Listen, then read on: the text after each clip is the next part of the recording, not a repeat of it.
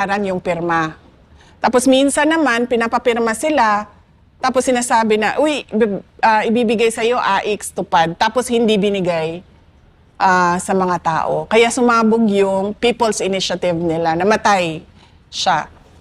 At meron akong confirmation na alam ni BBM yung charter change. So kung makikita ninyo, dito sa timeline, nandun na tayo sa AOM, October 3.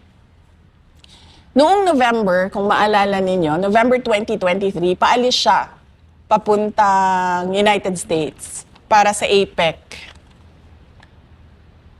Bago siya umalis, one day before, tinawagan ko si Senator Amy Marcos. Sabi ko sa kanya, samahan mo naman ako kasi kailangan ko kausapin si BBM. Kailangan ko isama si Senator Amy dahil hindi ko kaibigan si BBM. Katrabaho ko lang siya. Presidente lang siya para sa akin. Si Senator Amy, maayos kausap na tao. So, tsaka kapatid niya. So, nandun kami. Kinonfront ako diretso si BBM. Sabi ko sa kanya, bakit merong pagpaplano ng impeachment sa House of Representatives sa akin? Oh, tapos sabi niya, alam niyo si BBM, nag-English yan eh. Sabi niya, oh, that's not true. Ganyan. That's not true, there's nothing like that. Ganyan siya. Tapos, natigil yung denial niya kasi sa sobrang daldal niya, lumabas sa bibig niya na ang prioridad daw is charter change. So nung narinig ni Senator Amy yung charter change, nag-react siya. Sabi niya, sa dami-dami ng problema ng ating bansa, bakit naging charter change na ang prioridad? Tapos sabi niya, no, this will be for the country because it's all about the economic provisions, ganyan. So sabi ni Senator Amy sa kanya na parang tipong, hindi yan economic provisions eh. Kasi pag binuksan mo yung amendments ng Constitution, bubuksan mo lahat yun. Hindi mo pwedeng sabihin na ay ito lang, economic provisions lang. Kasama na dun yung political. Doon kasi unang diniscuss na tatanggalin ang opisina ng Vice President at papahabain yung terms ng members of the House of Representatives. So more than 3 years na yung isang termino. So dun yun, na-confirm ko na alam ni BBM yung ginagawa, bilihan ng signature sa People's Initiative. Doon sa discussion namin kasama si Senator Amy Marcos. November of 2023 yun. Kung makikita nyo sa pag-alis niya, nandoon ako. Bago siya umakyat sa hagdanan, lumapit siya sa akin. May binulong siya sa akin. Alam niyo si BBM kasi mahilig magmumble, yung ganon, na hindi mo siya maiintindihan. Meron lang siyang clear words, iilan, at yun lang yung ma-pick up mo sa sinabi niya. Nung lumapit siya sa akin, nasa hagdanan na siya, sinabi niya sa akin, don't worry, I'll take care of you. So parang nagulat ako, na parang, nagsinungaling ka kagabi na hindi mo alam ang impeachment. Kasi bakit ka naman magsasabi ng I'll take care of you? 'Di ba? Ang tagal namin nagsama sa kampanya, halos mamatay-matay na kami sa init, sa dehydration, sa pagod. Hindi man nagsabi yan ng I'll take care of you? Tapos bigla, meron akong kinompronta sa'yo na usapang impeachment sa House of Representatives, ibubulong mo sa akin bago ka umalis, I'll take care of you. Why do you need to take care of me? You know something. Diba? Huling-huli kasi mga lalaki sa mga ano eh. Oo nga. Sa mga pambobola eh. Sa kanya po kayo tumingin. Pero I'll take care of you. Sinabi niya yun. So, ano dating sa'yo nun? Nung sinabi niya yun? Kung ikino-connect mo ito na meron siyang alam. Kasi, never siya nagsabi sa akin na I'll take care of you. Never. Simula nung nagkita kami, pinakaunang pagkikita namin, na para mag-discuss ng pagtakbo namin, ng unity team, doon sa kampanya, wala, yan siya sinabi. Hanggang, ano na yon, November 2023 na yon, first time mo magsasabi na I'll take care of you after kita kinonfront na pinagpaplanuhan yung impeachment ko dyan sa loob ng House of Representatives. So do you think na si Romualdez na nagpaplano, then here comes Marcos, sasabihin niya, akong bahala sa'yo, huwag kang mag-alala, or I will take care of you. Or kasama siya doon sa plano na impeachment. Kasama siya doon. Kasi, bakit mo naman i-deny tapos sasabihin mo, I'll take care of you? Hindi niya siguro kasi naisip na mahuhuli yung pagsisinungaling niya by his words the next day. I'll take care of you. Don't worry. I'll take care of you. Why should I be worried? Diba? So, ibig sabihin, yung worry na nire-refer niya, yan yung binuksan ko na konfrontasyon. Bakit may impeachment? So ang dating, parang dahil nabisto mo na, huwag ka mag-alala, relax ka lang. Parang ganun ba yung dating sa'yo? Oo.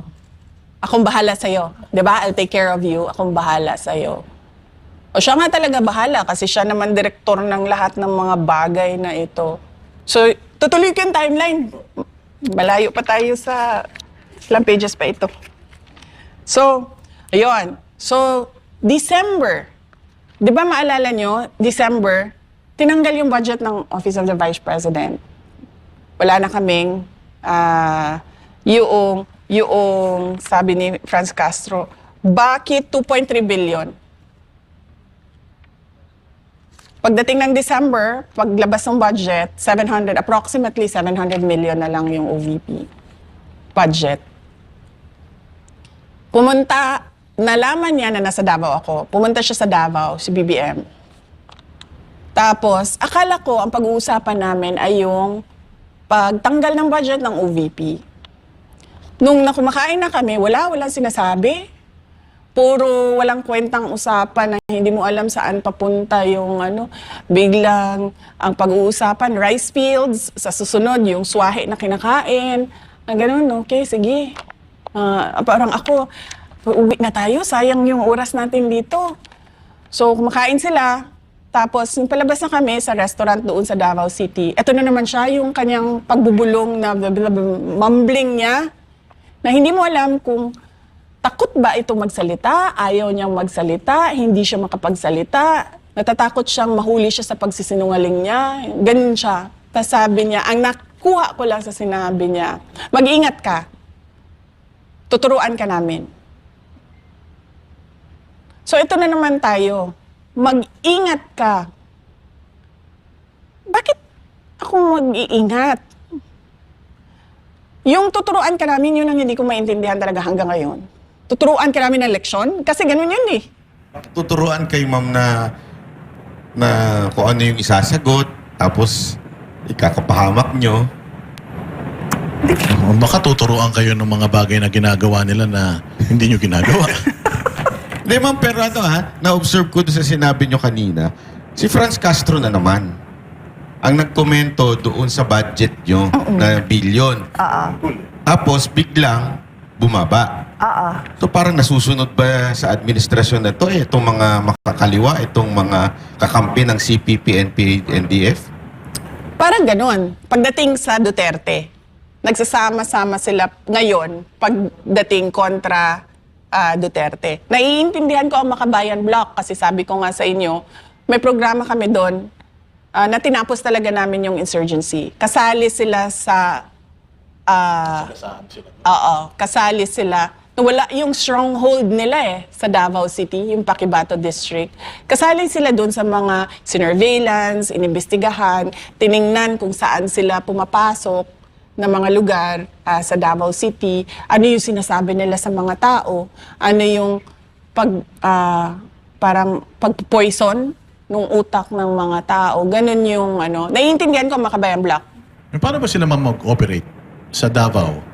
Lalong-lalo na itong party list nila, yung ACT teachers. Oo, ang Makabayan kasi, 'di ba, is Bayan Muna, Anak Pawis, Gabriela, Kabataan, tsaka ACT teachers. Ang malakas sa Davao ay noon, nung nandiyan pa yung mga leaders nila, Bayan Muna, Anak Pawis, tsaka Gabriela. Yan yung malakas sa Davao noon. Paano sila? Pumupunta sila sa mga depressed areas. Yung mga tao ba na madali mo makumbinsi? Kasi panghahawakan na lang nila kung ano-ano ang any kind of hope na makita nila na tanggal sa kanila sa kahirapan. Doon sila pumupunta. Mga indigenous peoples, tribes, sa mga low-income families, sa mga informal settlers.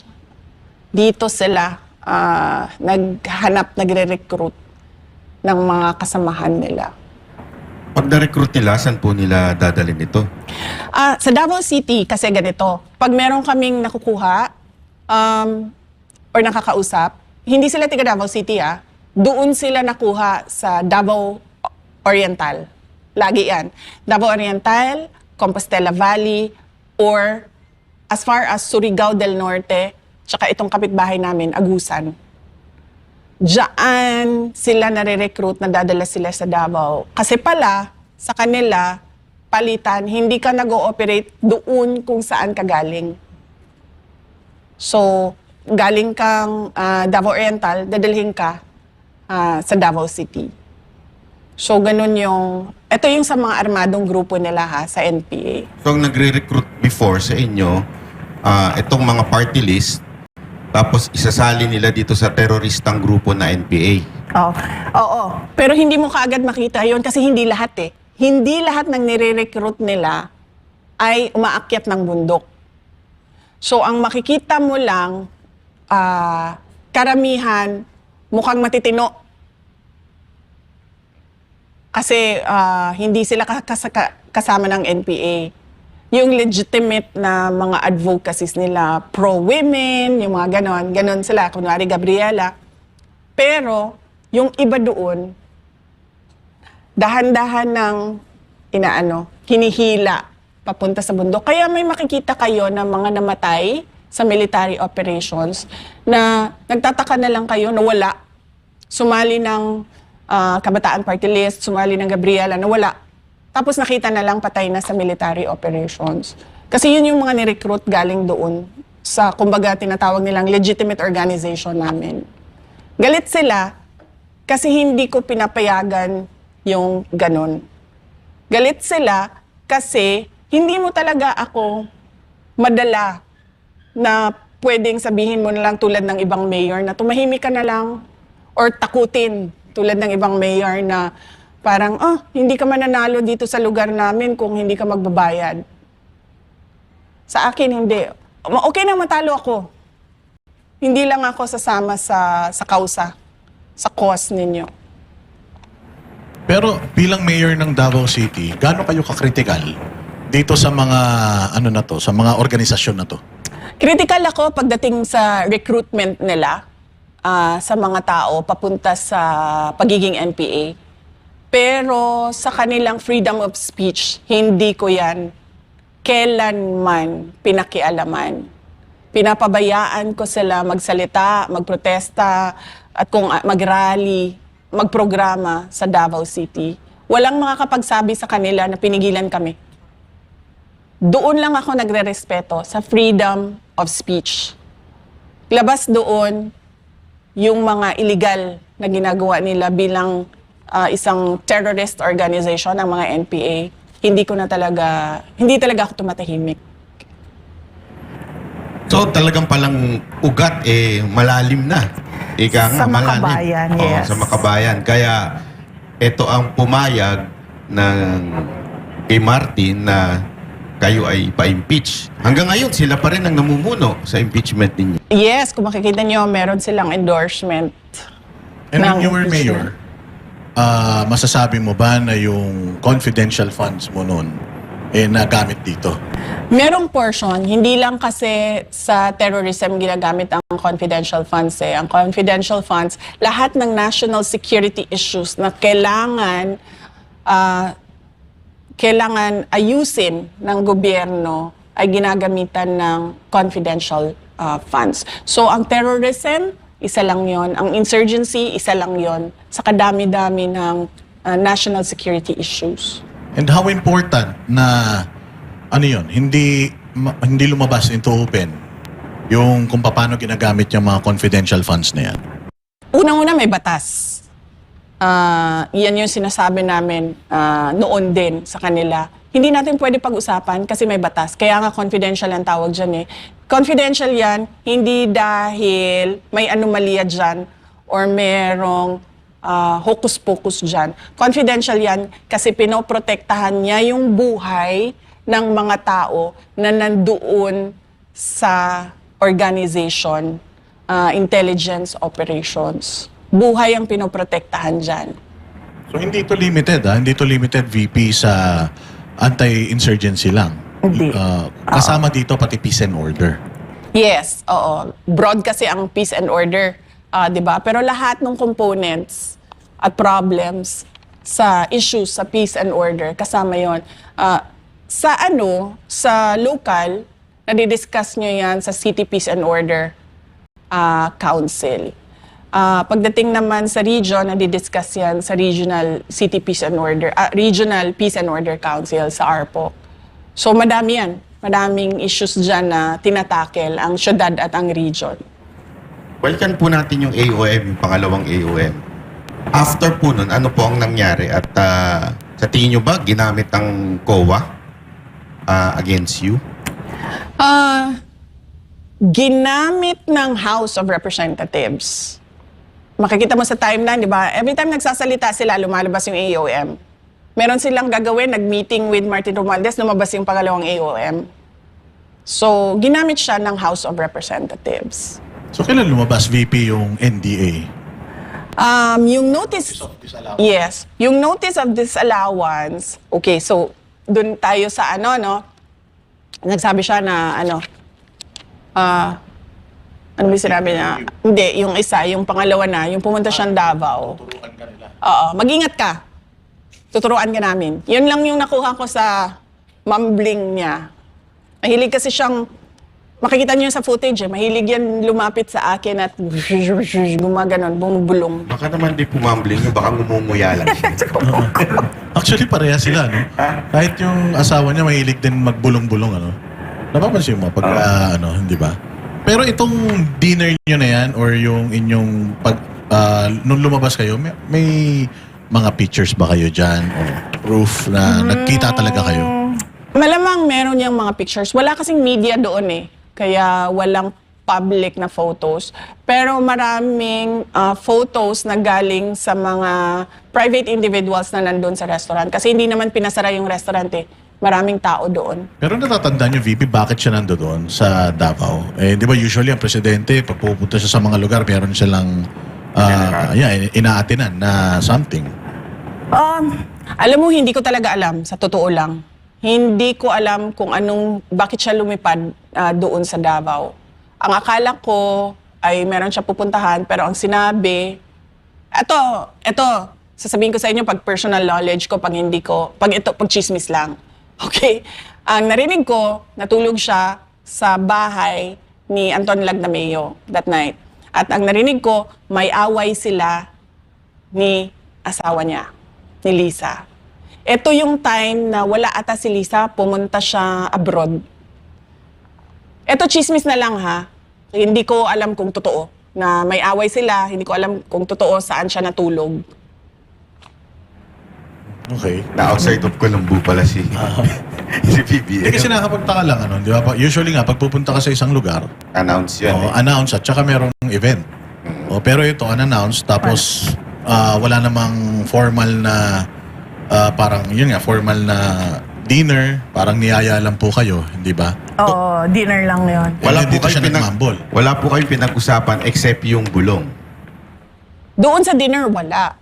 Doon sa dinner, hindi kasi na ako nakikinig kay BBM kasi hindi ko, basta alam ko lang pinag-usapan yung shrimps, pinag-usapan yung rice field, yun ang maalala ko. Meron pa kasi ibang tao doon sa table eh. Hindi lang kaming dalawa eh.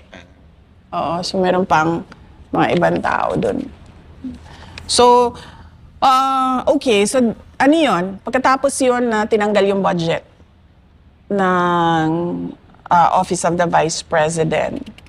Tapos, from January to July of 2024, makikita nyo merong mga spurts of impeachment na usapan. Dito yung 11 days ni Lustay, 11 days ni Lustay ni Inday Sara, ganon. Inday Lustay, kaya dito yon, paulit-ulit yon. Ito yung height ng media attack nila, PR attack nila. Tapos, July 19, 2024, nag-resign ako sa DepEd, kung maalala ninyo. Kasi, sinabi ko naman na, pinakialaman nila yung budget ng Department of Education, ng House of Representatives. Hanggang ngayon, di pa nasasagot yon. Kung maalala nyo, sinabi ko, chinap-chap nyo, pinaghati-hatian nyo, inattach nyo yung listahan ng mga pangalan ng mga congressman sa GAB. Hanggang ngayon, walang sumasagot doon na. Tapos, yung bang kawalan ni BBM ng sinseridad sa kung ano ba talaga ang solusyon sa problema ng bansa at yung mga promises niya na hindi niya tinupad tulad nung 20 pesos ang bigas na sinasabi ko nung sinabi niya yon, alam niyang nagsisinungaling siya.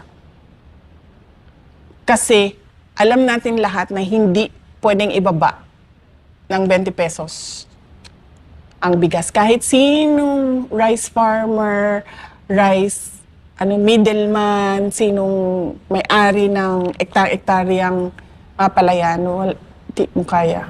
Ma'am, nabanggit niyo yung pinirmahan para sa mga congressman. Ito yung parang allocation nila para sa DEP.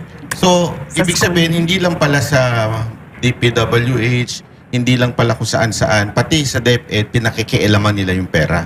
Yung school building program, yes. Na sinasabi ko lagi, hindi pwedeng kunin ng House of Representatives ang budget ng school building program. Kasi, ikaw na congressman ka, ang prioridad mo, dahil politiko ka, ay boto. Diba? So ilalagay mo yung paaralan na yan, yung classroom na yan, kung saan ka makakakuha ng advantage sa boto. Sinasabi ko sa kanila, hindi pwede yun. Bigay nyo yan sa Department of Education, doon sa regional directors, doon sa superintendents, doon sa mga principal. Kasi sila yung nakakaalam talaga ng totohanang pangangailangan doon sa baba. Madaling salita, hindi po kayo nag-ibin, kaya medyo nag-init talaga lalo ang ulo ng mga to sa inyo. O hindi talaga. Hindi ako papayag na babuyin nila yung trabaho ng Department of Education. So naisip ko, since ganyan ang ginagawa niyo sa budget, tapos ako pa rin yung aatakihin ninyo, kasi walang ginawa yung Department of Education, kahit meron naman, kahit ginawa na yung matatag agenda na susundan na lang ng lahat para merong accomplishment yung administration, sabi ko, kayo na lang. Kayo na gumawa niyan, kayo na ang pumirma niyan. Ayaw ko pumirma. Ito po ba yung dahilan kung bakit walang natayong masyadong classroom? Ako, hindi ko alam sa kanila. Hindi ko alam sa kanila. At saka, yung pagda-download ng pera sa local government unit para sa para sa pagtayo ng mga classroom, galing sa isang politiko, congressman, ibigay mo sa isang politiko, mayor, governor, anong mangyayari doon? Boto din, 'di ba? Boto ko rin ang uunahin ko. Kasi politiko eh. Ang politiko naman hindi yan kalahati. Siguro ang politiko, sa mga kakilala ko, merong mga 100% nag-iisip ng boto lang. Meron dyan 75% nag-iisip, okay 25% para sa kaayusan ng lugar, 75% para sa boto ko. Ganun ang mindset ng politiko. Paano ba ako makakabalik sa posisyon ko? Nung umalis ka sa Department of Education, hindi mo ba naisip na pag iniwanan ko to, magagawa na nila yung mga gusto nilang gawin. Versus kung nandito ako, mapoprotektahan ko pa yung kapakanan ng mga estudyante at saka ng mga proyekto. Totoo yan. Naisip ko yon. Sabi ko, kung aalis ako dito, hindi ko na magagawa yung tama. Ang problema kasi, the previous year, 2023, doon nila inattach yung, yung listahan ba nila ng paano nila pinaghati-hatian yung school building program. Sinubukan namin na ayusin siya sa Senate. Hindi nangyari. Nagtulak kami ng natulak na ayusin siya. Ibalik niyo sa DepEd. Trabaho ng DepEd yan sa BICAM. Hindi nangyari. Kasi nga sabi ko, pagdating sa BICAM, wala naman tao dun eh. Si Martin Romualdez at si Zaldico lang yun. So, ito na alam kong mali. Noong 2023, hindi pwede yan. Nagsabi na ako sa USEC ko. Sabi ko, hindi pwede yan. Sabi niya, kung ma-hostage yung budget, sabi niya, lahat ng projects, madidelay. So sabi ko, okay, sige. Pagdating ng July 2024, hindi na ako pumayag. Ayoko na pumirma ng mali. Kasi ganun na naman, tinanong ko sabi ko, ganun ba yung gagawin last year, gagawin din ngayon? Sabi, oo daw. Hindi na, wag na. Kasi, pipirma ka doon, alam mong mali Ayoko. Ang ko lang doon, ang dilemma ko lang doon is, alam kong itutuloy yung impeachment kung aalis ako. Kasi ang naghahawak lang ng pagtigil ng impeachment noon ay yung posisyon ko sa cabinet, yung pagiging cabinet secretary ko. Tumitira sila, pero hindi nila magawang ituloy yun. Kasi nakaupo, parang tanga naman kasi, di ba? Kung ang president ka, inaatake yung DepEd secretary mo, tapos biglang may impeachment sa DepEd secretary mo. So, hindi mangyayari na merong impeachment. Alam ko na matutuloy siya pag alis ko sa Department of Education. Kaya, at peace ako nung dumating yung mga impeachment. Kasi, napagdesisyonan ko na yun Sabi ko, alis ako dito, matutuloy yung impeachment. Okay, sige. Mas gugustuhin ko pa na ipaglaban ko yung impeachment kesa pumirma ako ng mali. So yun yung July 19 yon, 2024. Tapos kung makikita nyo, August 27, 2024, lumabas ang disallowance ng Commission on Audit. AOM, nasa pa ako noon? Admin.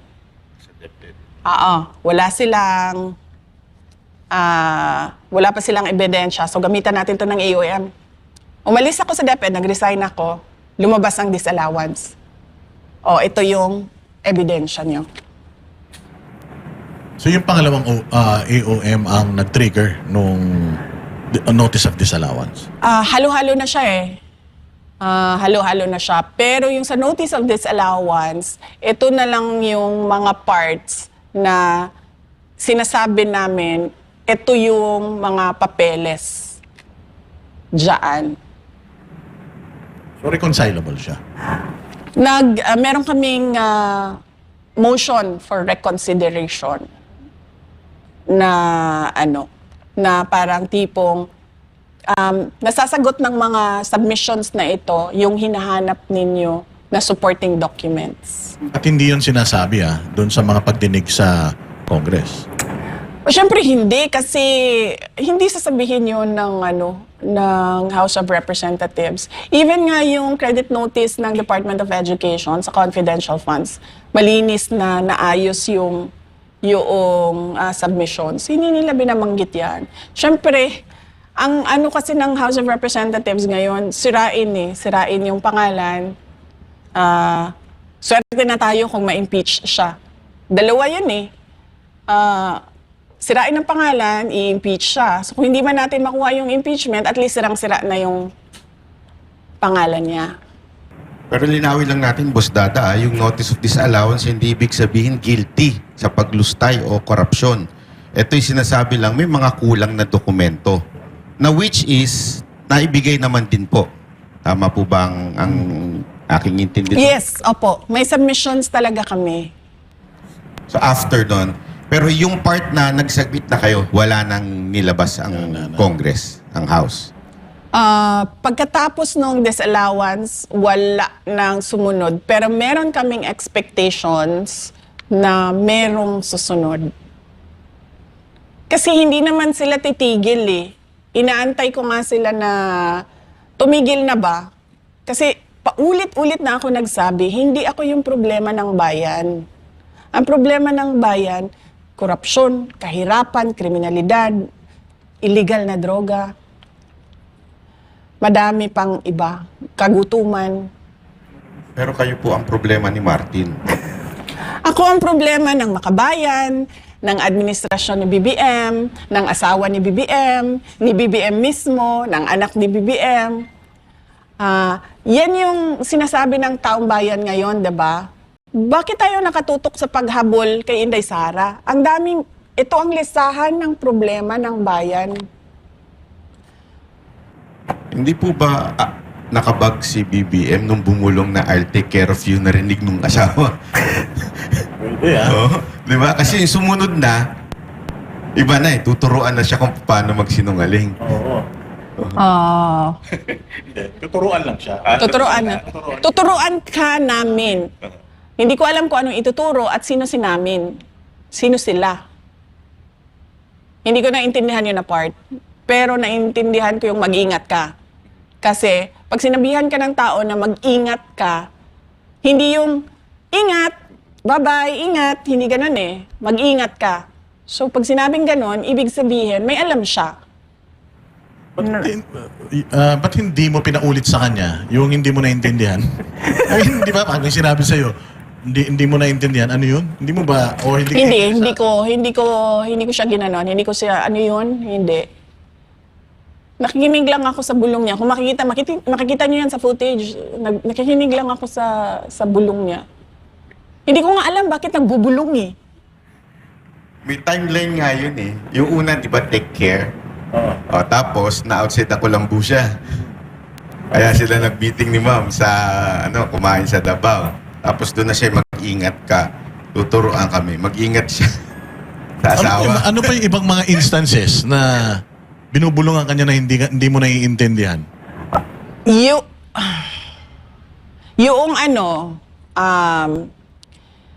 Kung maalala nyo, nagpa-interview yung asawa niya sa isang media person. Nagpa-interview. Doon, tinreten niya ako, di ba? She crossed the line. I don't like her. Bad shot. Bad shot siya. Ano pa yung sinabi niya? Isang tawag lang yan sa Romania. Parang may ganun siya. Yung mga niya. Tapos ako, parang nagulat ako noon. Sabi ko, bakit ito siya nakikialam sa trabaho? Trabaho ko. Ito pa yung before ako nag-resign, ha? Tapos nagkita kami ni BBM noon. Graduation ng PNPA sa Cavite. Ito na naman siya. Bumulong na naman siya ng hindi mo maintindihan.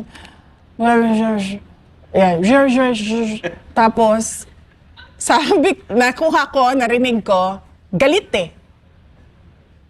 Yun lang yung na-pick up. Ito na yung pangatlong bulong. Yes, ito na yung pangatlong bulong. Kasi 2024 na ito. 2024, ito April or May. Hindi nyo ba naisip na pinagpaplanuhan kayo ng asawa? Parang galit na galit sa inyo yung asawa? Nilang lahat. Alam ko naman na galit yung asawa sa akin eh. Kasi noong hindi pa niya ako kilala, nag-miss-send yan sa akin, ang asawa niya. Hindi ka pa yung magkakilala ha. Isang beses, birthday ni BBM, September si BBM, di ba no? Isang beses, matagal na ito, hindi kami magkaibigan, hindi kami magkakilala. Bigla yan ng message sa akin, hi, this is Lisa, and Bongbong's birthday is coming up in September, ganyan, may I request a video from you? It would really cheer him up, ganyan. Sabi ko, naisip ko pa, okay, sige, BBM, Marcos, o sige, nagpadala ako ng happy birthday message. September yon. Mga January, siguro nandun na yung pangalan ko sa mga January, siguro 2021. Kung tama ako ha, January 21, nandun na siguro yung number ko. Siguro, madaling araw alas 2 ng madaling araw.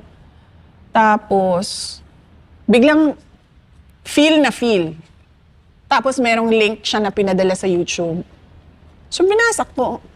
Sabi ko, alas 2 ng madaling araw, Lisa Marcos, feel. Tapos, may YouTube link. So, sabi ko, hack ba ito? O lasing ba ito? Tapos naisip ko, baka lasing to kasi alas 2 ng madaling araw eh. Diba? So, inopen ko. Pag-open ko nung link, speech ko. Nagsispeech ako sa Tapang at Malasakit. Nung taon na nanalo si PRD, tapos binuo namin yung Tapang at Malasakit. Speech ko yun doon sa BGC, sa Marquee Events Hall. Tapos hindi ko siya sinagot. Kasi alam kong missend siya.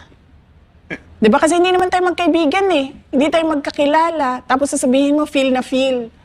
Tapos link, sabi ko, itong na ito, so hindi ko na pinansin. Tapos, mga 1-2 days after, chinek ko yung kanyang message. Dinilit niya. 2. So sabi ko, tama nga. Ito? Missent. Wala siguro sa tamang pag-iisip na. So, nakamisent. Oo. So, sabi ko, tama nga. So, skin-recap ko yun. Ganyan. Pinapakita ko yun sa mga kaibigan ko. Tingnan nyo, may galit sa akin to. Ganyan. So, alam ko na yun. Alam ko na yun na hindi niya ako gusto. Kahit nung kampanya man, lahat naman ng malapit sa circle nila, kasi unity may, diba? So, pag nagkukwento sa akin, sabi niya, uy, tinatrash talk ka nung asawa. Sabi ko, oo nga eh. Sabi ko, pero wala naman silang ikaka-insecure sa akin eh. Tumakbo na nga akong vice president eh. Tumutulong na nga ako sa bayan, sa kanila. Grabe, no? Hindi, alam niyo, kaya siguro baka isipin ng iba dahil lang sa asawa. Tinatanong natin to para malaman natin kung sino yung nasa likod talaga ng impeachment. Dahil malay mo, baka kasama pati sa pagplano yung asawa at saka si Martin dahil sila po'y magkamag-anak. Posible Tsaka kaya nag-stem to, malayo pa yung election, 2021, may mga ganitong instances na eh.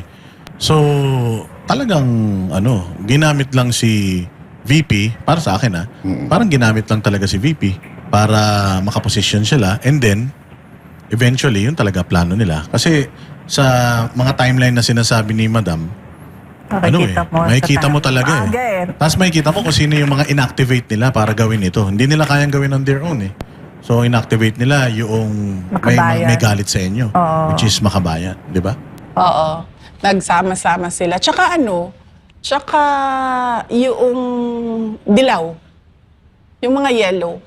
Yellow-pink. Ano bang dyan? Isa lang naman yan sila, di ba? Yellow tsaka pink. Oh. Yellow tsaka red, pinaghalo. Naging pink. Yung mga yellow-pink. Yan din yon. Kasi sa kanila yung nanggagaling yung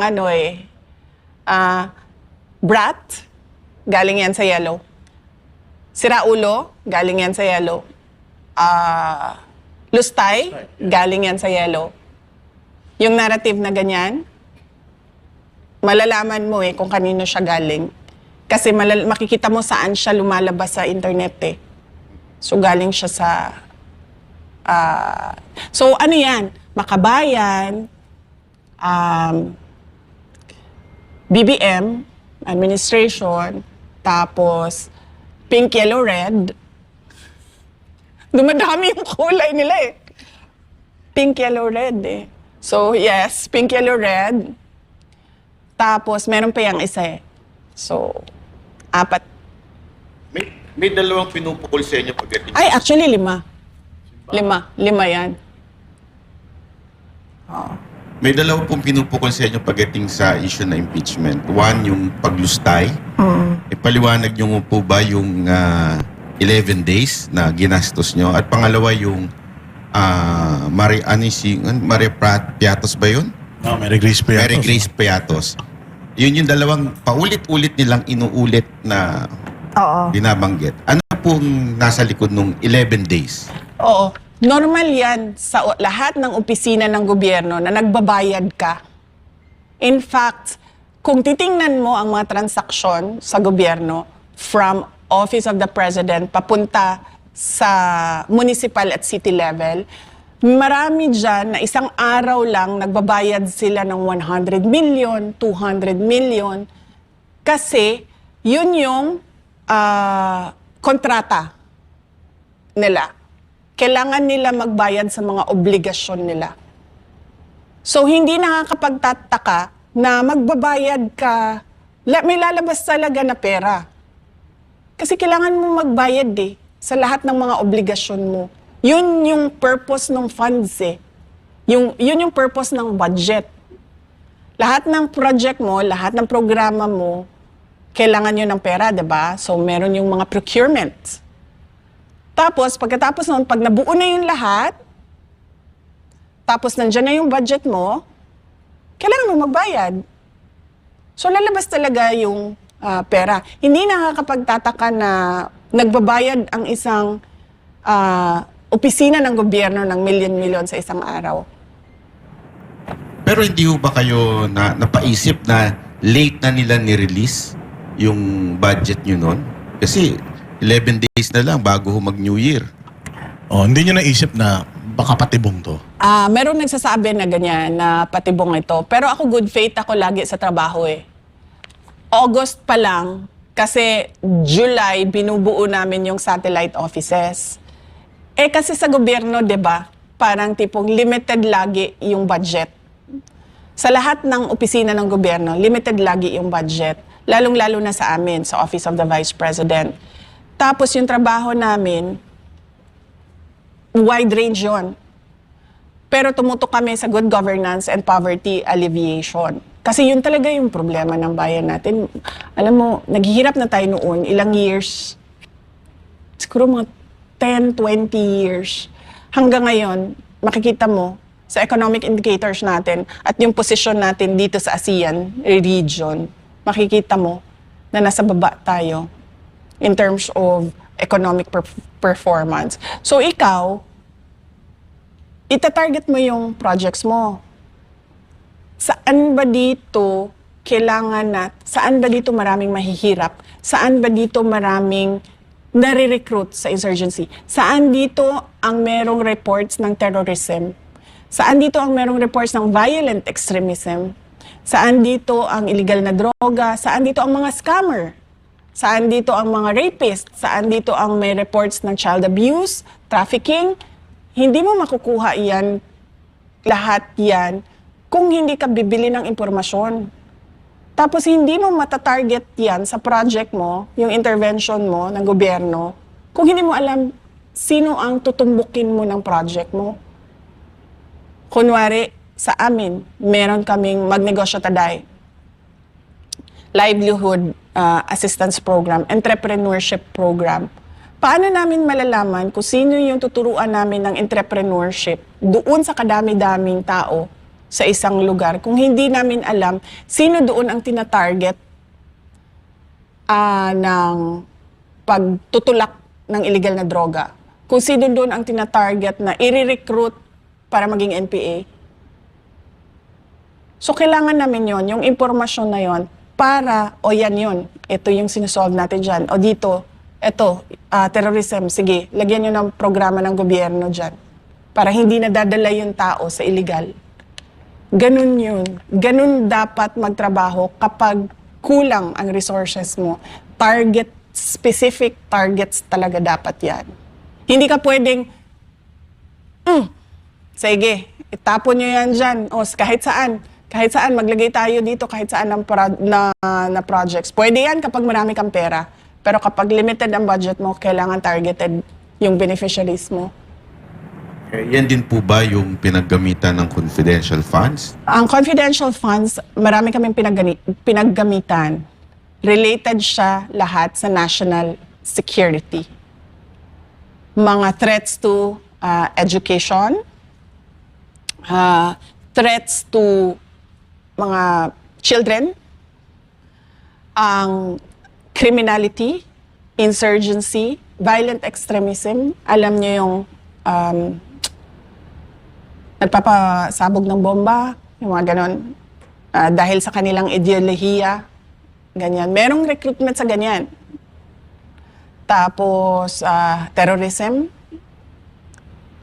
So, madaming mga threat sa national security natin na kailangan yung project natin sumasagot doon. At hindi mo magagawa doon yun kung wala kang impormasyon kung sino ang highly vulnerable sa problema na yon. Si Mary Grace Piatos po ba ay totoong pangalan ng isang tao? Si Mary Grace Piatos ay masasagot doon sa impeachment trial. Ayaw siya pag-usapan ng defense team kasi binuunan nila yung defense sa confidential funds. So, ang pinayagan lang sa akin na ikwento ay yung timeline at ipakita sa mga tao paano ba nag-develop itong impeachment kay Inday Sara. Yung Mary Grace Piatos at iba-iba pang nilang sinasabi, nandito din yun sa timeline natin, makikita ninyo, ay may sagot. Pero gusto ng mga abogado sumagot doon sa tamang venue. Dahil confidential funds protektado ng batas. Hindi ka basta-bastang, kasi nga sinasabi ko kanina, sa discussion, ang confidential funds, pinoprotektahan niya ang national security natin at yung buhay ng mga tao na merong impormasyon na makakasira ng seguridad ng bansa. So hindi po sa ayaw niyong sagutin ito, ngunit dahil may batas na hindi pwedeng sagutin ang laman ng confidential Yes, funds. may batas. In fact, madami sa kanila sa House of Representatives ang nag-violate nung batas na yon. And mako-compromise, VP, yung operations kapag inilabas tong information na ito. Hindi lang yung operations, pero mako-compromise yung security sector ng gobyerno natin. Kasi mag-i-explain kami kung paano nag-ooperate ang intelligence operation ng gobyerno. Makikita ng NPA, makikita ng makabayan, kaya takot ang makabayan sa confidential funds kasi alam nila na ginagamit yon para bumili ng impormasyon kung paano ginagawa yung recruitment, paano umaakyat sa bundok yung mga bata, mga ganon. Natatakot silang mabuking. Pag sinabi ko umakyat sa bundok, nagiging NPA. Oo. Tsaka parang kaya nila gustong malaman yung kung saan napupunta, paano ba ginagamit, para malaman nila yung galawan, strategy ng gobyerno, paano nag-gather ng intel sa kanila, and paano sila ino-operate. Para ibahin na nila. Oo. So delikado yun para dun sa mga taong nagbibenta ng mga information. Kasi itong mga binibilan nyo ng information na to, nasa loob sila mismo ng organisasyon na yun. Oo, kasi tulad ko, magkasama tayo, 'di ba? So pare-pareho yung alam natin na impormasyon. So bakit ko pa bibilhin yung impormasyon mo? Alam ko na yun 'di ba? Kanino ba ang impormasyon na hindi ko alam? Doon sa mga illegal, doon sa kalaban, kumbaga, 'di ba? So doon ka bibili sa loob. Or doon sa mga nakapalibot sa kanila na hindi man directly involved pero may alam sa kung ano yung ginagawa nila. Hindi ka bibili ng impormasyon na alam mo na. Ang bibilhin mo na impormasyon dyan, yung hindi mo alam na nandun sa loob. Kasi paano mo ba sila mahuli? Paano mo ba matarget yung project mo kung hindi mo alam anong ginagawa noong kalaban. the enemies of the state. Talagang kailangan talaga protektahan yung mga information na yan. Sobrang critical pala talaga. Oo, sabi ko nga, pag nagsimulang mag-explain, makikita ang galawan ng law enforcement agencies. Makikita yung galawan nila. Ayun, so VP, bumalik tayo dun sa timeline. Nasaan na tayo sa timeline? Oh, yes. So, August 27, 2024, dito na lumabas yung disallowance. After na ito na nag-resign ako, expected na ito kasi gugulong na yung impeachment, 'di ba? Tapos, September 1, 2024, merong member ng House of Representatives nagsabi na, uy, sinubukang isuppress or itago nung Office of the Vice President yung information sa confidential funds. Hindi namin sinusuppress. Nire-remind lang namin ang Commission on Audit na may batas dyan sa confidential funds. At hindi basta-bastang pinag-uusapan yan. Dahil buhay ng mga tao ang pinoprotektahan. Yun lang ang sinabi namin. Wala lang. VP, yun yung reason bakit kinontempt nila yung inyong Chief of Staff, ano? Yes, kinontempt nila si Attorney Lopez dahil doon sa pag-resign ni Gloria Mercado sa Department of Education na sinabi ko sa kanila, wala namang pagbabasihan nung sumunod na hearing, sinabi ko sa kanila, wala namang pagbabasihan yung pagpaparesign nyo kasi ang tumatanggap ng resignation ng undersecretary ng lahat ng ahensya ng gobyerno ay president. Kasi ang appointing authority ng lahat ng USEC ay president. At hindi alam yun ng mga members of the House of Representatives. Dahil nung sinabi ko yon, natulala silang lahat. So sabi ko nga, di ba? Sabi ko, di dapat ang kinontempt nyo si BBM kung kasi siya yung tumanggap ng Office of the President, yung tumanggap ng resignation eh. Hindi si Attorney Lopez. So, nakanganga silang lahat kasi hindi nila alam yon. Well, that goes to show kung anong klaseng mga members of the House of Representatives ang binoboto natin. Hindi nila alam kung sino ang mga appointing authority. Tapos, September 1 yon. Nung buong September at October, makikita mo na, eto na, yung mga words na ginagamit nila para ipalabas na may katiwalian. September 18, isang congressman nagsabi, misuse of confidential funds. October 17, where did the 15 million go?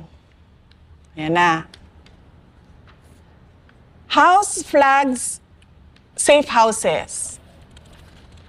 Tapos makikita mo na. Sara needs psychological assessment. Tapos, ano sabi ko dito? Hindi kasi kayo nakakita pa ng tao na lumaban eh. Yung wala akong pakialam kung ikakasira ko. Basta tatayuan ko yung tama. Hindi pa sila nakakita ng ganun eh. Kasi napapansin ko dyan sa loob ng House of Representatives, lahat yan, areglo. Unang-una, tatakutin ka. Pag hindi ka natakot, bibilhin ka. O, hindi. Unang-una, bibilhin ka muna. Pag hindi ka nabili, tatakutin ka. Pag hindi ka natakot, kakasuhan ka. Ganyan yung trabaho or mga pangyayari between politicians. So makikita mo dito, October yan. September, October, gumagamit na sila ng words na malversation, breach of public trust. Ito galing ito sa isang congressman. Fabricated, galing sa isang congressman. Mary Grace Piatos, galing sa isang congressman na yan. Covering up. Yan. Galing sa isang congressman yan. Discrepancies. Galing na yan sa isang congressman. Kung napapansin mo, lahat galing sa members ng House of Representatives na gumagawa ng in aid of legislation kuno. Na kung titingnan mo naman, in aid of legislation ito sa confidential funds, pero bakit Office of the Vice President lang? Bakit yung billion-billion na confidential funds ng Office of the President hindi tinitingnan? Yung AFP na confidential funds, yung DND, lahat ng merong confidential funds, bakit hindi pinapatawag? Bakit OVP lang? Kasi it's a fishing expedition for evidence na hindi nila makuha saan man.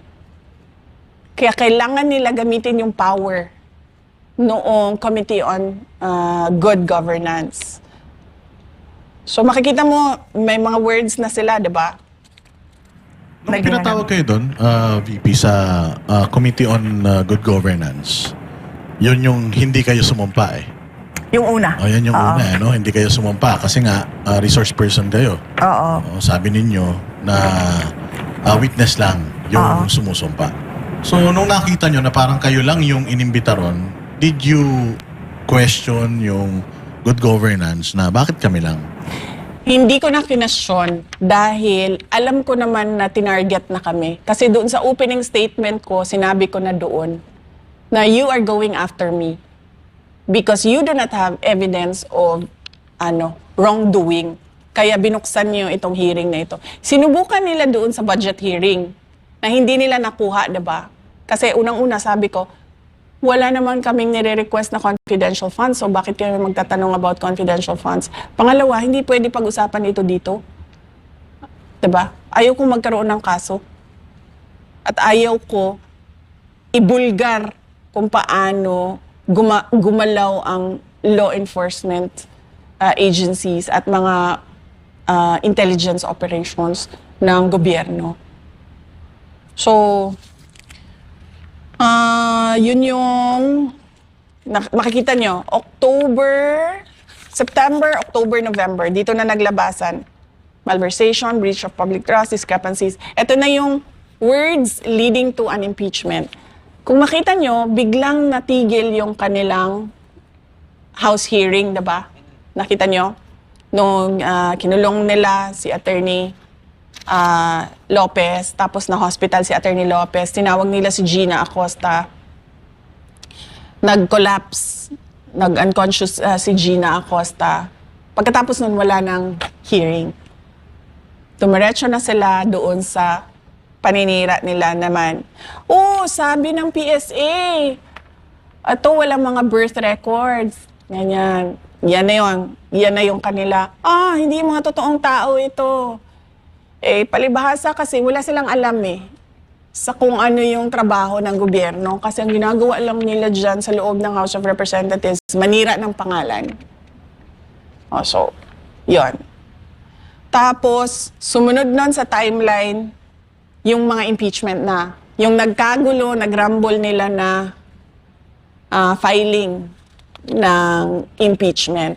Alam nyo, kaya umabot yun sa ilan? 3? 3, di ba? Kasi yung unang sinulat, basura. Basura siya. Wala siya at all any leg to stand on in any court. Yung sumunod na sinulat, basura pa rin. Yung pangatlong sinulat, yun yung kinorek na nila lahat nung basahin ninyo, yung 3. Actually, 4. Yung pang-4 yung lumusot eh. Yes, 4, no? Oo. Kung babasahin ninyo, yung mga una, pangalawa, pangatlo, basura sila lahat. Hindi ko alam kung sino nagsulat. Gusto ko sabihin sa kanya, i-recruit mo ako magsusulat niyan. Papasok niyan sa korte. Tapos, yung pang-4, yun na yung corrected copy ng lahat. Kilala ko kung sino, isa sa mga abogado na sumulat noon, na sinasabi ko nga kay Michael Powell, abogado ba ito? Tingnan mo naman itong sinulat niya, pero syempre, ayoko sila tulungan. So eto na, gumalaw na yung mga abogado, hindi pwede yan, kasi nag-antay kayo na maayos nyo yung impeachment complaint at yun yung pinasok ninyo. Ganito din naman nangyari ngayon eh. Diba? 4, 2 yung pumasok. Yung pang-apat doon, yun yung gusto nila kasi yun yung sinulat ng maayos. Yung dalawa dyan, basura. Yung isa dyan, hindi na nila papansinin yan. So, yun December 2024 yun, diba? Ayan, may dagdag pa sila. December, tumuloy-tuloy pa pala sila. O, faked. Sino nagsasabi ng fake? Sila lang din. Yung mga members lang din ng House of Representatives. Walang ibang nagsasabi na fake yan. Sila lang. No birth records. Eh ano ngayon? Eh hindi mo alam kung paano gumalaw ang intelligence operations eh. Fund abuse. Yan. May mga ganyan na sila na words na parang binubuo na nila yung kanilang impeachment. Pagkatapos nun, meron na silang February 2025. Meron na silang kailangan imbestigahan ang disallowance. Kasi pala, isasali nila yon yung disallowance na yon. Kailangan daw imbestigahan. February 11, 2025, House must probe the Sara Duterte's 12.3 billion disallowed expenditures. Na hindi nila naisip, mas maraming disallowance ang Office of the President, ha? So kung mag-i-impeach tayo, iunahin nila ang Office of the President. Tapos, February 27, 2025, act swiftly on Sara Duterte impeachment. Catholic Bishops' Conference of the Philippines. Pero pagdating sa aligasyon ng flood control involvement ni BBM, tahimik sila. June 11, 2025, eto na.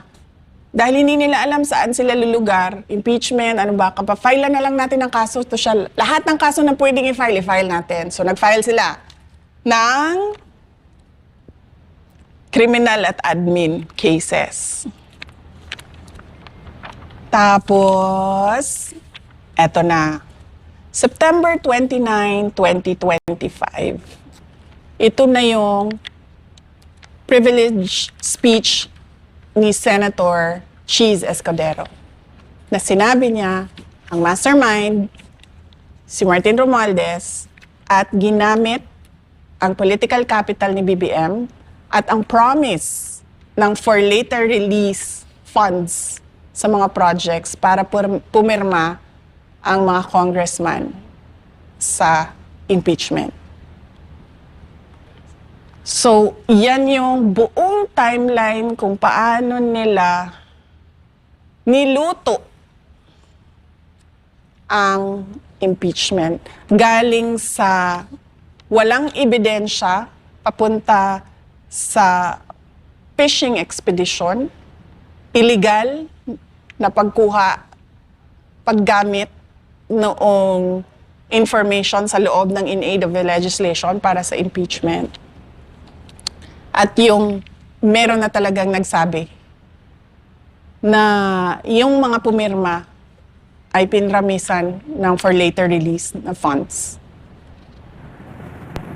Yes, Congressman mismo, si Toby Chanco, si Congressman Toby Chanco, sinabi niya yan na isa daw sa reason kung bakit yung alyansa nagka-leche-leche dahil dun sa impeachment na ginawa sa inyo. So, nasabi yan ni Toby Chanco. Kasi, paniwala ko, nagmamadali din sila mag-promise ng pera. Kasi election na eh. Siyempre, lahat ng mga congressman parang tipong, nasaan na yung funding namin? Election na kami. Kami din eh. Mag-i-election din kami. Hindi lang naman kayo eh. Diba? So, lahat yon ay yan. Planado. Yung pong yung latest na impeachment, meron silang sinasama pang iba na yung si Madriaga. Ano po ba ang kwento sa likod nito? Oo. Si Madriaga ay kinasuhan ko ng perjury dahil hindi ako papayag na itulad nila ito doon sa ICC case ni dating Pangulong Rodrigo Duterte. Kung makikita niyo yung ICC case, ang mga unang sinubmit doon ni Trillanes ay si Las Cañas at si Matubato. Kasi galing yun dito, di ba? Sa atin, sa Pilipinas. Meron silang hearing, pinabayaan sila ni PRD na magsalita. Nagsalita sila, nagpa-interview sila, ganon. Pero hindi question yung credibility nila. Parang tinanggap na lang ng lahat na totoo yung sinasabi ng witnesses.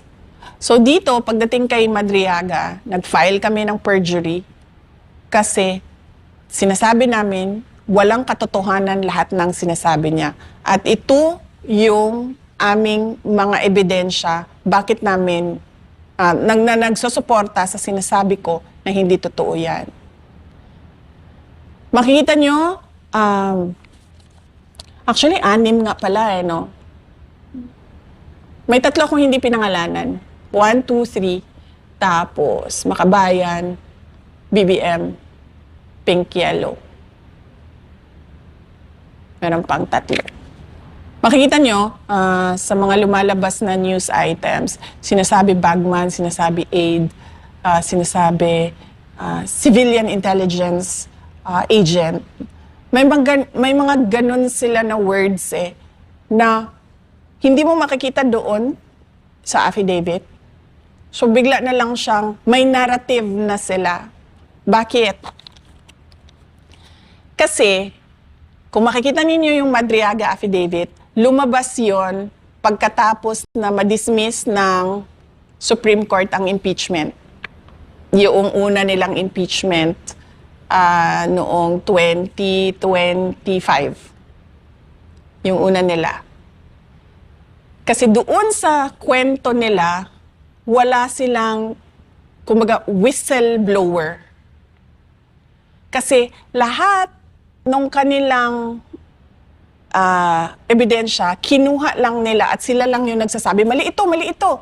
Sila lang yung nagsasabi. Wala ni isang tao silang hawak na nagsasabi, uy, kinuha yung pera, uy, hindi totoo yan. Wala silang ganon. So ang ginawa nila, dinagdagan nila ng isang Madriaga na hindi totoo ang sinabi at sinasabi nila, ito yung missing link ko, si Madriaga.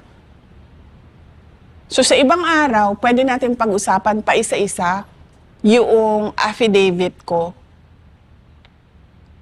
kay Madriaga na hindi ko kilala yung taong yan. Hindi ko man lang nakausap yan ng kahit ano.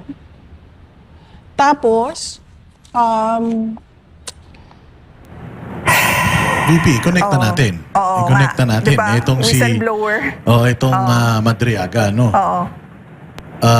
Reputation-wise or credibility-wise, meron ding isang grupo ngayon na nagsasalita patungkol sa corruption. And we are talking about 805 billion in total ng na-deliver daw nila sa mga congressmen at saka sa mga mangilan-ngilang senador.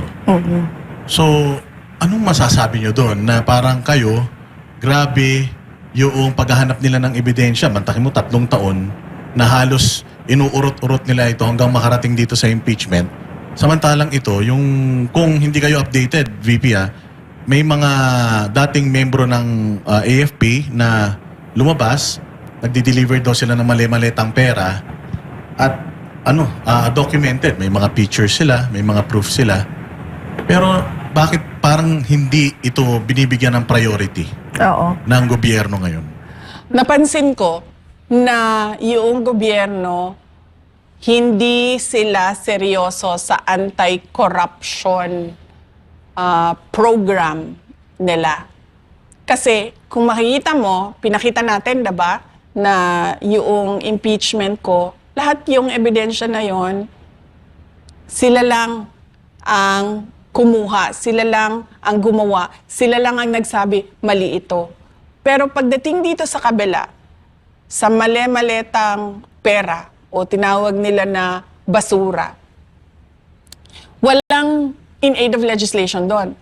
Si Zaldico, on his own, nagsalita siya. Ito yung nalalaman ko. Si Gutesa, nagsalita siya. Ito yung alam ko. Itong 18 na dating security personnel ni Zaldico na ordinaryong mamamayan, walang kapangyarihan, alam niyang kakasuhan siya, alam niyang habulin siya, alam niyang papahirapan pamilya niya, alam niyang posible siyang patayin, nagsabi ng kanilang nalalaman. Hindi ko kilala to ha, walang makakapagsabi dyan sa kanila na kinausap ko sila o nakita ko sila o kinita ko sila. Kahit man yung mga kasama nila, yung abogado. Walang makakapagsabi dyan sa kanila na alam ko kung ano yung ginagawa nila. Ito, mga ordinaryong tao na nagsabi, ito yung alam namin sa korupsyon eh. Pero makikita nyo, sobrang tahimik nung gobyerno. Wala man lang silang, we take this seriously and we will look into the allegations, we will check the documents, we will look into the photos. If these are real, walang ganun. Ang lumalabas lang, ay nako, mga dishonorably discharged yan. Ay nako, pakawala yan ng mga Duterte. Ay nako, si Zaldico ba pakawala namin? Si Zaldico kasama nila yun, diba? Siya yung Shiminet, diba? Sa kanya galing yun. Yung Shiminet. Kay Zaldi galing yun, against me. Pakawala ba namin yan? Si Guteza, wala man nakakilala dun sa kanya. Paano naging pakawala namin? So, sa mga ganon, kapag tinatamaan si Martin Romualdez, si BBM, yung administrasyon, kung sino man yung mga tumanggap ng maletang pera, hindi nila siniseryoso. Iniisang tabi nila, sineset aside nila na para bang baliwala. Ang ginagawa nila, inaatake nila yung notaryo, inaatake nila yung kung sino yung tao, hindi man lang nila binabanggit yung sinabi ng tao. Meron ba itong katotohanan? Dahil 18 na ito, na ordinaryong mamamayan na nagsasabi, ginawa namin ito. Naghatid kami ng pera sa mga taong ito. Wala. Tahimik. So makikita mo, seryoso ba talaga ang gobyerno sa anti-corruption? Hindi. Wala. Wala silang pakialam. Kasi tatamaan sila doon sa mga katotohanan na sinasabi. Kasi paano mo ba masabi na merong ulterior motive yung mga nagsasalita? Ano bang, what will they gain if they speak about what they know? Diba? Wala naman eh. Hindi man yan tatakbo sa eleksyon, hindi yan mananalo. Hindi naman yan kunwari magsasalita kontra sa katiwalian sa administrasyon ay mabibigyan ng medal. Wala silang makukuha dyan sa ginawa nila. So doon pa lang mag-iisip na sana yung gobyerno, di ba? Itong tao ito, walang motibo ito para magsalita ng kung ano yung nalalaman niya sa katiwalian. Pero nagsalita pa rin siya. So, ibig sabihin, merong truth dyan. Pero para sa gobyerno, para sa administrasyon, paninira lang yan. Panglihis lang yan sa ICC investigation. Yun pa yung sinasabi nila. Pero ang alam mo, exciting yung sinabi ni VP yung next week daw, kay Madriaga naman ang pag-uusapan. So, ibig sabihin, may next week. Yeah. Ang ibalik ang tapang at malasakit. Binabalik na nga natin ba? Magiging regular program na yan. Palagay ko, napakaganda nito eh. Napakaganda nitong opportunity na to. Kasi marami rin talaga, VP, mga kababayan natin na gusto marinig yung mga sagot mo sa bawat batikos nila sa'yo. Kasi parang sinasabi nila, Banat Bay, masyadong mabait si VP eh. Kaya nga, noong kayo ay nag-file ng kaso kay Madriaga, people are expecting na hindi lang si Madriaga yung sasampahan nyo ng kaso eh. Na marami pang iba. Darating tayo doon. Depende na yan sa kahandaan ng abogado kasi sila yung mga naghahanda. In fact, yung kay Madriaga, matagal yan na trabaho nung Panelo Law Office para mabuo yung sagot para detalyado at pulido at meron talagang ebidensya yung sinasabi naming perjury. Ngayong araw na ito, pinakita lang natin yung double standard ba? Ito walang ebidensya, gumawa ng ebidensya, umabot sa impeachment. Ito may ebidensya talaga na hindi gawa-gawa yung ebidensya, base siya sa isang ordinaryong mamamayan na walang motibo para sirain ang administrasyon, pero hindi pinapansin at hindi tinututukan at hindi binibigyan ng halaga. At saka testimonial evidence to. So talagang ebidensya dahil first-hand information yung nakuha nila. Hindi lang yun yung mga naglalabasan Banat Bay. Meron pa nung nakaraan, VP, kung hindi mo nabalitaan, yung text messages. Ay, nako. Yung text messages na sinabi ni Egay Erice na ipinakita daw sa kanya yung detalyadong paggamit ng pera galing sa flood control, nagamit pa daw yan noong nakaraang eleksyon. So ito pa, yun pa. Yes, so kaya ako nasabi ay nako eh. Kasi ang dami niyan. No. Ang dami niyang text messages na yan. Hindi yan isa lang. Oo. Kaso, hindi nilalabas kasi pakiramdam ng mga tao na may alam doon sa text messages, ay hindi naman ito papansinin din ng administrasyon eh. Kasi itatago lang nila ito or ihaharas lang kami, ititreten lang kami, kakasuhan lang kami. Which is, yun ang ginagawa ngayon sa 18 na mga dating security personnel ni Zaldico. Kakasuhan sila. So, yun yung nangyayari doon sa binabanggit mo na text messages. Hindi ka ba na nagugulat, VP, na 3 years nilang pinlano yung pagsira sa'yo? Pero ngayon, may gerang nangyayari sa Middle East. Pero wala silang plano, VP. Yung mga speeches nila parang sinasabi, magano kayo, pumunta kayo sa safe na lugar, parang kanya-kanya, bahala kayo sa sarili nyo muna. Dahil hindi tayo pwedeng makapagpadala dyan ng eroplano, hindi rin naman pwede yung land travel. So kayo ba nagugulat na ganito yung trato nila? Alam mo, napakadali magpadala ng eroplano eh. Sa totoo lang. Alam nyo ba nung COVID na panahon, madami ang na-stranded na mga tiga Davao City dito sa Manila? Napakadali. Nagkontrata kami ng commercial airline. Sabi namin, isasakay namin sila lahat, babayaran namin kayo using COVID funds. So, ilang beses namin ginawa yun.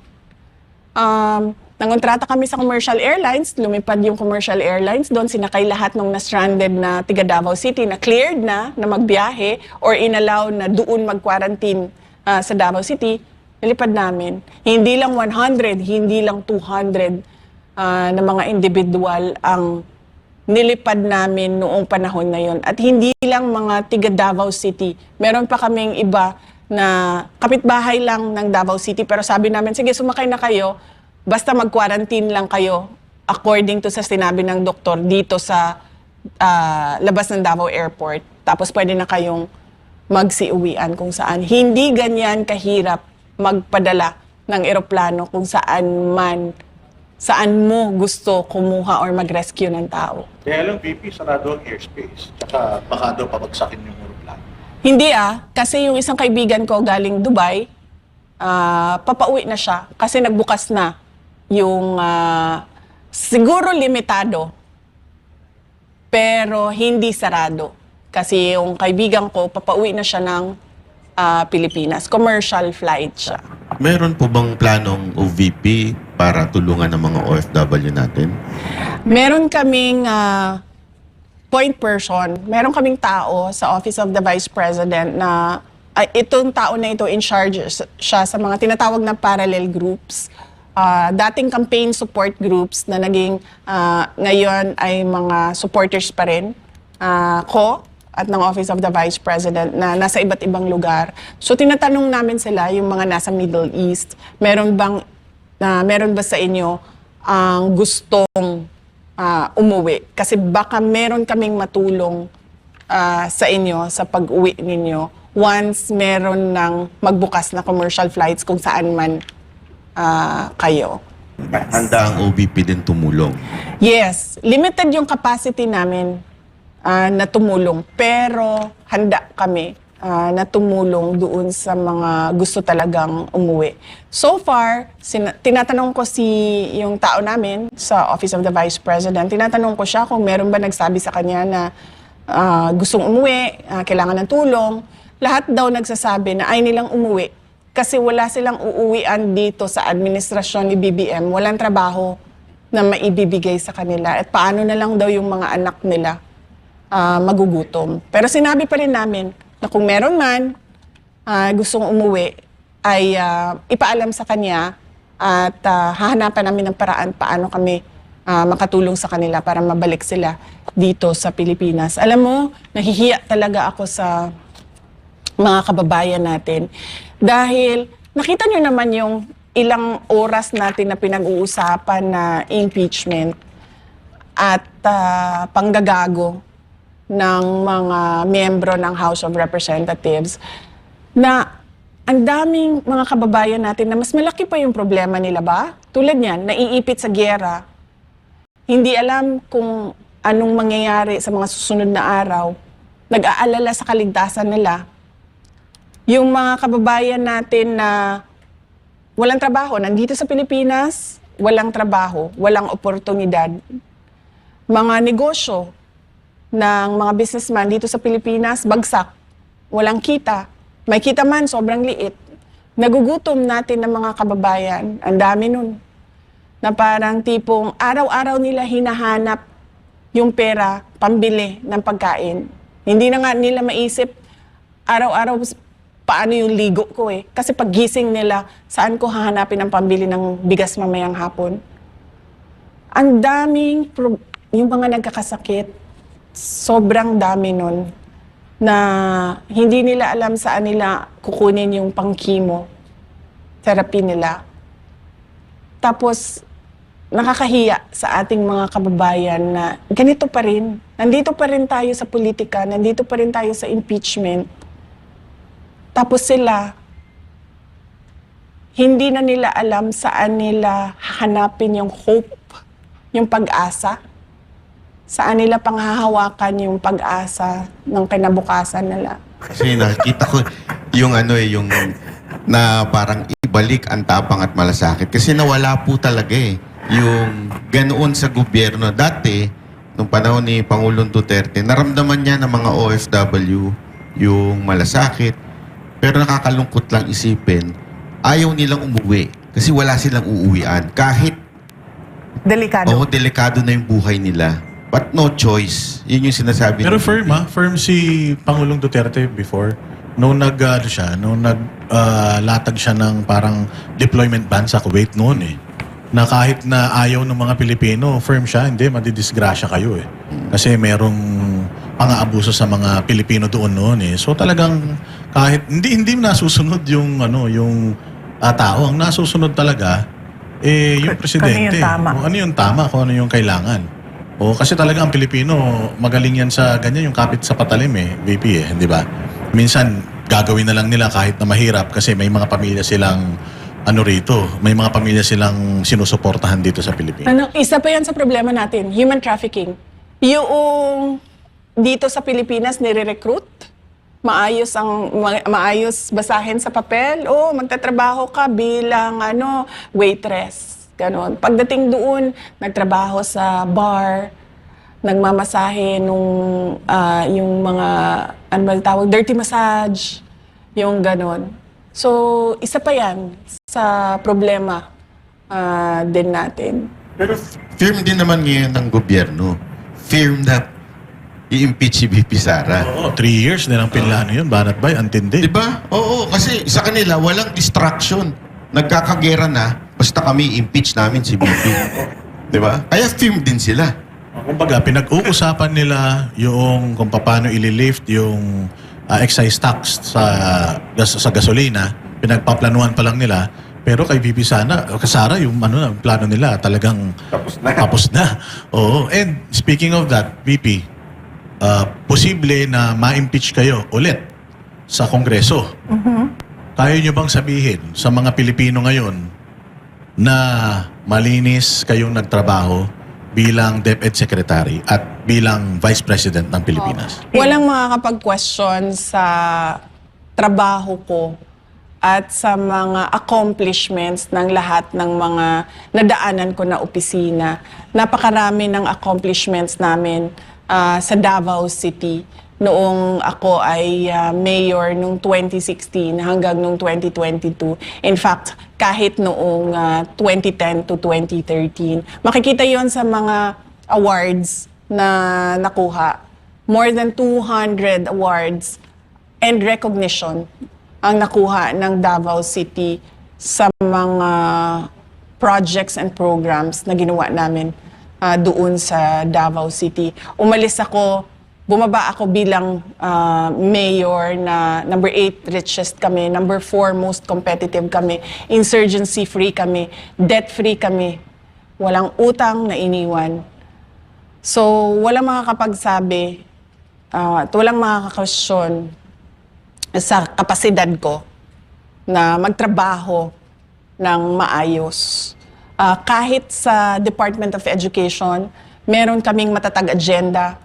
Mabilis namin na nagawa yung pag-roll out ng curriculum. Napabalik namin ang mga bata. Isang araw lang from modular, no classes, balik kayo lahat sa paaralan. Meron kaming basic education report taon-taon. Sinasabi namin sa mga taong bayan kung ano yung nagawa na, ano yung hindi pa nagawa, at bakit hindi pa nagawa.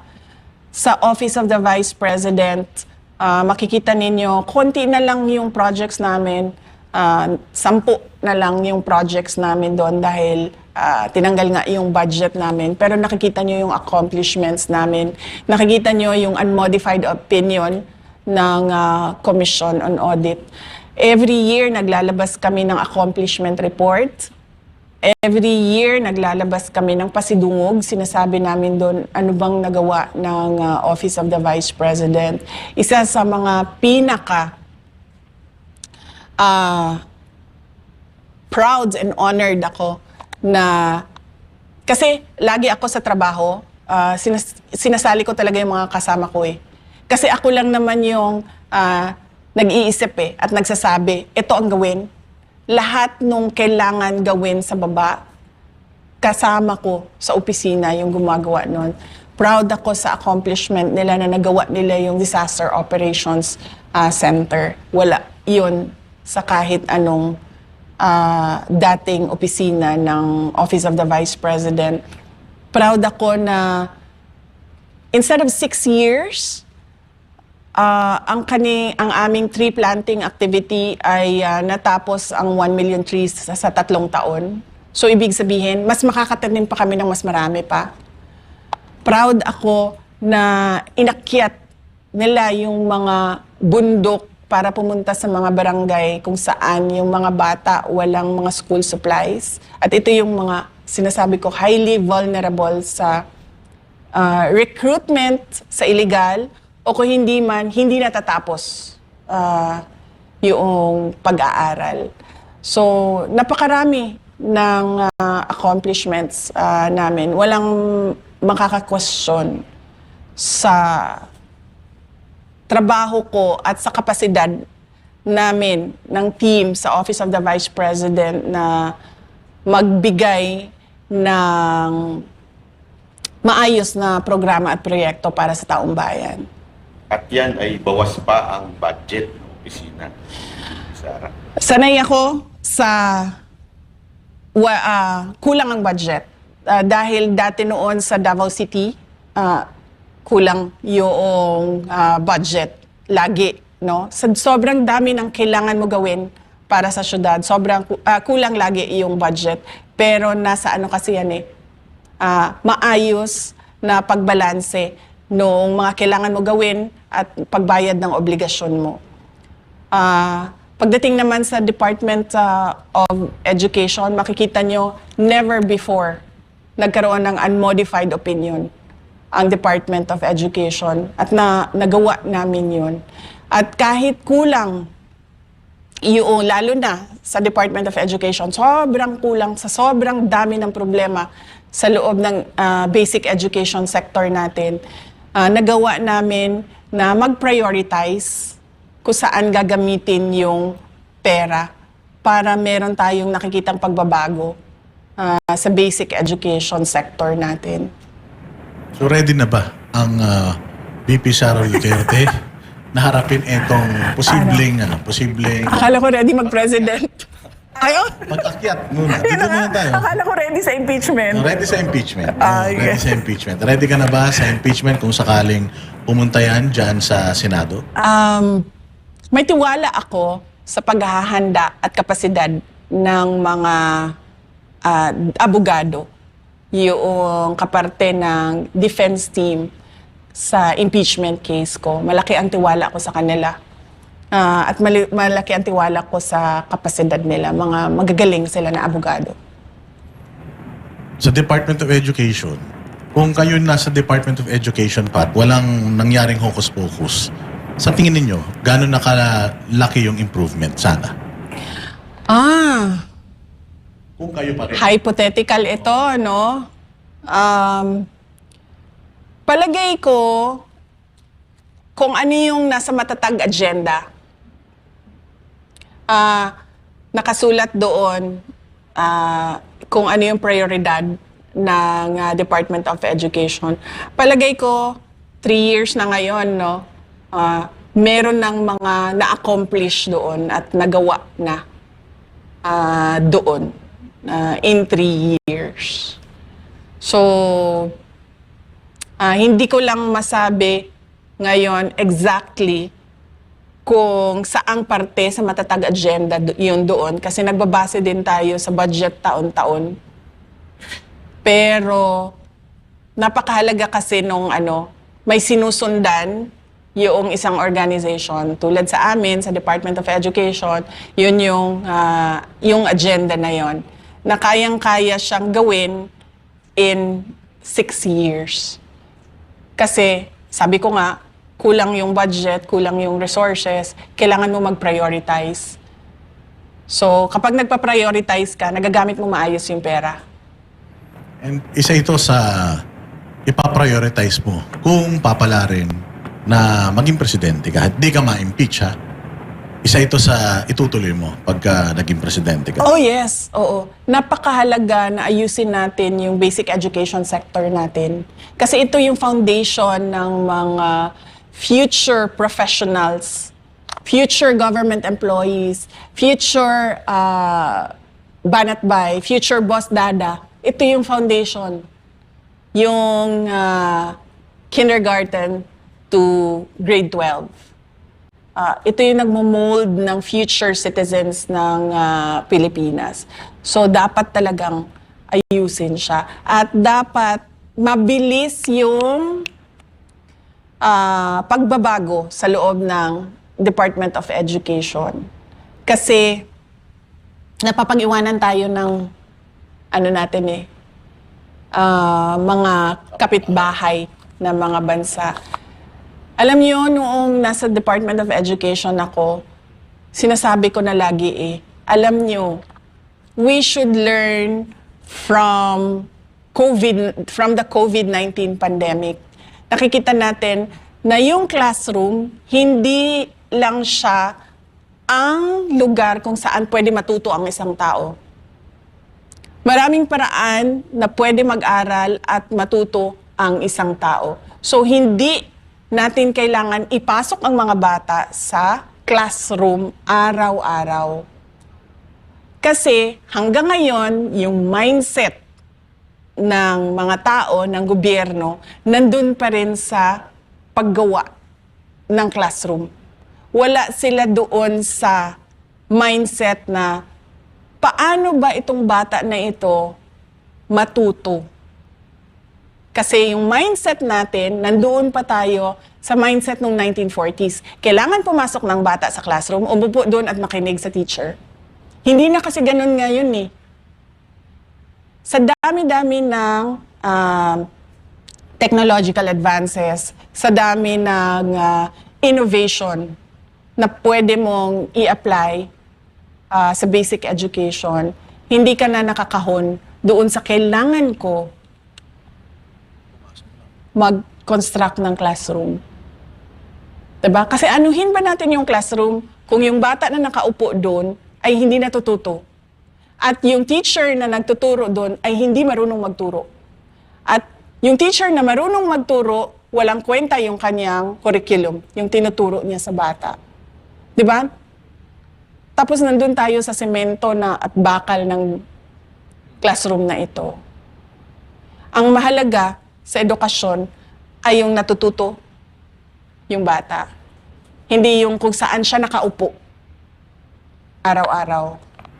Magandang idea ni Ma'am, ano? Dahil ngayon nga talagang mas marami pa ang matututo. Kasi kung limitado nga naman yung eskwelahan, yung classroom, konti lang ang matuturuan. Pero pagka yung technology, ano talaga sa edukasyon, mas marami po ang makikinabang na maturuan. Oo, kasi napapansin ko din, no? Parang, ano ba? Parang sa opisina ba? Ganito din kasi sa classroom eh. Uupo ka dyan ng siguro sabihin natin 7 hours. 7 hours. Hindi na natin titingnan or bibilangin kung ano ba yung, ilang hours ba yung meron kang natutunan dyan at ilang hours yung wala kang natutunan. Ganyan din sa trabaho, di ba? Papasok ka ng 8 hours. Hindi naman tinitingnan eh kung ano ang na-accomplish mo dun sa 8 hours mo. Merong iba dyan, tapos na yung trabaho nila in 2 hours eh. Merong iba dyan, pumasok ng 8 hours, walang nagawang trabaho. So, wag tayo doon sa bakal at semento. Doon tayo sa paraan kung paano matuto yung bata. At makakatipid ba ang mga magulang dahil wala nang pamasahe, kung sakasakali. Posibleng pwedeng ganon. Ganon yung pinupush ko noong ako ay department secretary, yung digital education. Dahil yun naman yung trend ng generation na ito. At yun din yung trend worldwide. So in terms of accountability, kapag ikaw ay naging presidente, sinabi mo naman dun sa huling sa huling interview natin, di ba, na yung VP yung hahabol dito.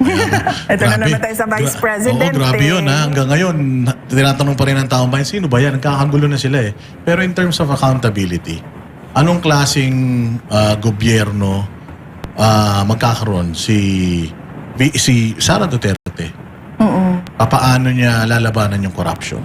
Oo, hindi natin talaga palalampasin yung corruption. Meron talagang isang tao, tawagin na nating czar kasi mahilig tayo sa mga czar, isang corruption czar na ang gagawin niya ay tututukan niya lang yung corruption kahapon, ngayon at posibleng bukas. So, hindi pwedeng ang presidente yon. Dahil sa sobrang daming trabaho ng presidente, hindi siya dapat na di-distract doon sa poverty alleviation, food security, national development, infrastructure development. Hindi siya dapat na di-distract sa ganun. So, dapat meron talaga isang tao na ang trabaho niya ay habulin yung katiwalian kahapon, ngayon at bukas. Itong mga nangyayaring ito, yung impeachment and all, umiikot ka naman. Sa tingin mo ba nabawasan yung tiwala ng taong bayan sa'yo? Oo naman. Ikaw naman, araw-araw sisirain yung pangalan mo, Boss Dada. Hindi ba makaka-apekto yan? Siyempre, oo. Meron din. Oo. Parang wala kasi talong tumaas yung trust rating. Hindi mo, di ba? Mas lalo kayong tumaas ang trust rating kesa dun sa naninira sa inyo, lalong bumagsak. At saka nakikita yung mga, yung mga live videos kapag ka nagpupunta kayo sa mga probinsya.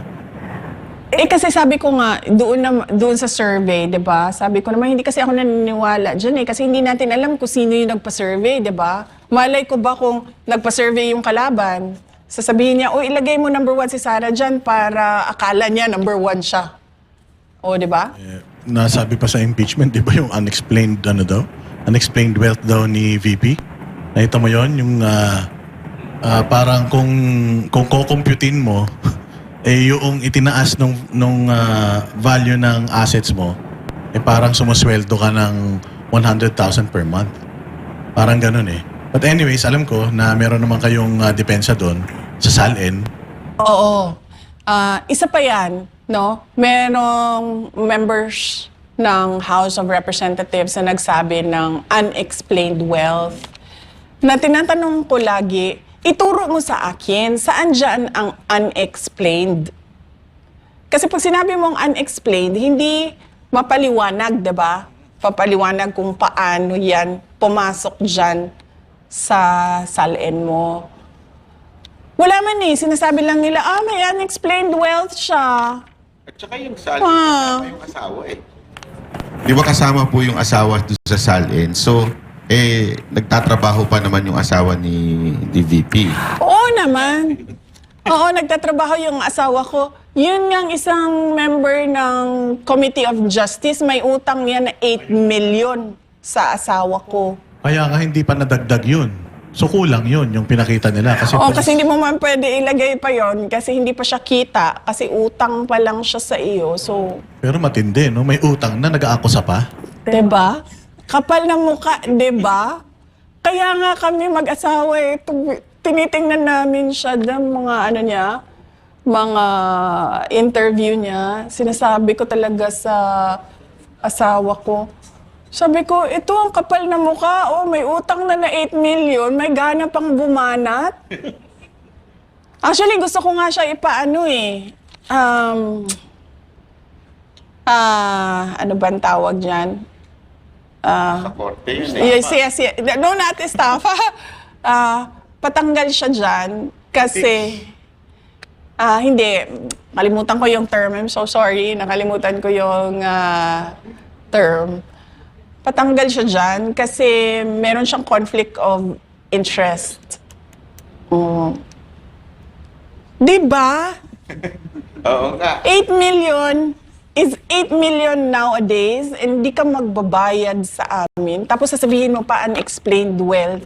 Saan nga ba doon? Sige nga, sabihin mo sa akin, saan doon sa SALN ko tinuro nila unexplained? Wala talaga. diba? Basta inano lang nila na from 18 million naging 88 million in 16 years.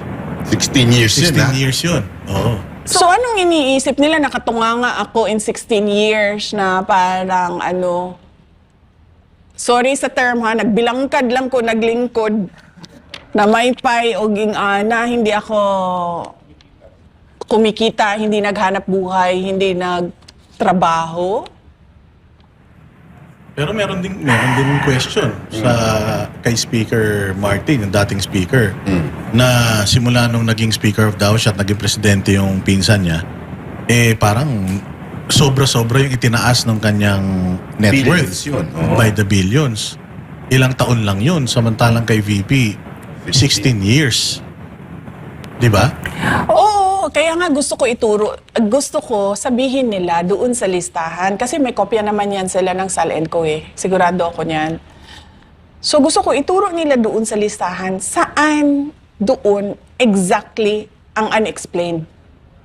Para naman ako, maayos akong makasagot. Like say for example lang, sasabihin nila, itong property sa Matina, itong taon na ito at itong property na ito. Para ko masabi, saan galing yung pera na pinambili dyan? At para ko mapakita sa iyo yung mga dokumento. Hindi yung pwedeng tira-bahala na unexplained wealth. Unexplained wealth. Hindi pwedeng ganun. kung gano'n ang sasabihin mo, paninira lang yan. Siguro next na episode, mapag-usapan na rin natin, no? Yung ICC, di ba? Tsaka yung iba pang mga, pero syempre, kailangan unti-unti. Nag-focus lang muna tayo dito sa timeline patungkol sa confidential funds. Nag-focus lang tayo doon sa yung ilang taon na ginugol nila para sirain yung inyong reputation. Yes, tsaka yung double standard na pagdating sa corruption, allegations sa administration, tahimik sila. Diba? Hindi nila ina-actionan. Tapos itong isa, or si Inday Sara, nahabol-habol nila lagi. Always. And forever. Bakit nga pala ibalik ang tapang at malasakit? Kasi tama ka, nabanggit mo na yan kanina, no? Nawala kasi yung tapang at malasakit. Tumakbo kami on the platform of unity and continuity. So, ibig sabihin nun, continuity, tapang at malasakit yun. Kasi galing tayo kay dating Pangulong Duterte, 2016 to 2022. Ang tema nung mga taon na yon sa buhay ng bansa natin ay tapang at malasakit. Nawala yun. Kasi, sinabi ko na nga, si BBM walang sinseridad sa kapakanan ng mamamayan at ng bayan. At ano ang ine-expect ng mga tagapanood ngayon sa susunod na episode natin? Pwede tayong magmadriaga kung interested kayo kay Madriaga. Pwede ding Yung maleta. Maleta, kung interested kayo sa Maleta. I'm sure makakakuha tayo ng feedback sa mga kababayan natin. Sakit? Papasalamat ako sa iyo, Boss Dada. Ang totoo mo bang pangalan ay Lord Byron? Opo. Talaga? Oh, he's a poet, no? Poet po. Yes, oo. Tatay. Pwede bang Lord Byron na lang tawag sa'yo? Opo. Diba? Yung Bisaya po nagpangalan sa akin ng Banat ba? Hindi po ako Bisaya pero pinangalanan lang ako. O kasi banat eh. Tsaka yun ang mga nakalagay sa supina ko, di ba? Lord Byron. Okay lang po. Okay lang. Oo. Kasi alam ko na Byron eh. Pero gusto ko lang i-check kung Lord Byron ba. Opo. Oo. Para tayong ano yan siya, di ba English poet si Byron, di ba, no? So kailangan natin ng mga English tea sets dito habang kausap natin si Banat Bay. Maganda sa dahil yan. Last message sa last mga kababayan message. natin, lalo na yung mga nasa ibayong dagat ngayon. Opo. Mga kababayan, pasensya na po, kailangan namin pag-usapan ng politika dahil hindi tumitigil ang administrasyon sa pang-aatake sa politika din. Pero hindi kayo nawawala sa isipan namin na ang mga pinagdadaanan nyo, lalo na yung mga naipit sa gyera, yung mga gutom, yung mga nag-iisip kung paano yung enrollment ng anak nila sa susunod na school year, yung mga walang trabaho at walang oportunidad para sa negosyo at lahat ng mga iba pang problema ng mamamayan. Lagi ang Office of the Vice President handa na tumulong sa maliit na paraan namin at sa maliit na opisina namin. Handa kami na tumulong, ipaalam niyo lang sa amin paano kami makatulong sa inyo. Ang lahat ng ginagawa natin ay para sa Diyos, sa bayan at sa bawat pamilyang Pilipino. Syukran. At dito nagtatapos ang episode ngayong araw ng programang Ibalik ang Tapang at Malasakit, ang programang daluyan ng tunay na boses ng bayan. Abangan ang susunod na episode sa darating na linggo. Sama-sama nating ibalik ang tapang, buhayin ang malasakit at mahalin natin ang bayang Pilipinas. Salamat po. Salamat.